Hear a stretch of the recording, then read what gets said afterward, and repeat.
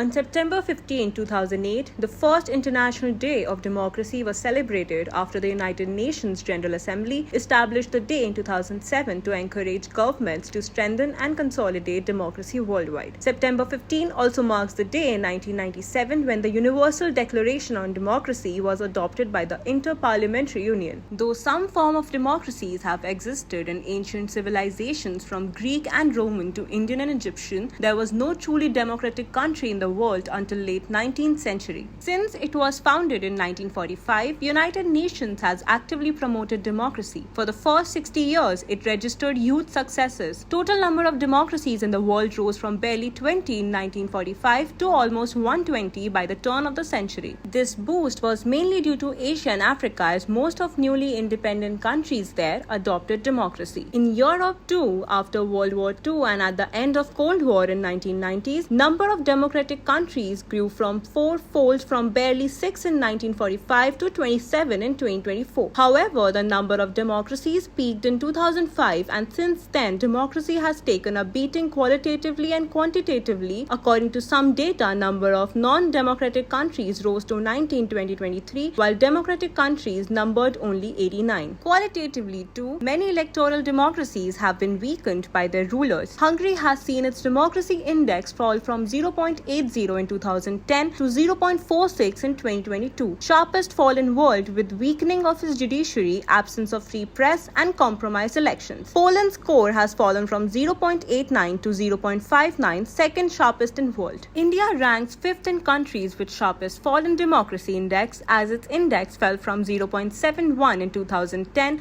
to 0.44 in 2024, blamed on absence of free press, a compromised election commission and unequal competition between ruling Bharatiya Janata Party and the opposition in terms of financial resources and media coverage.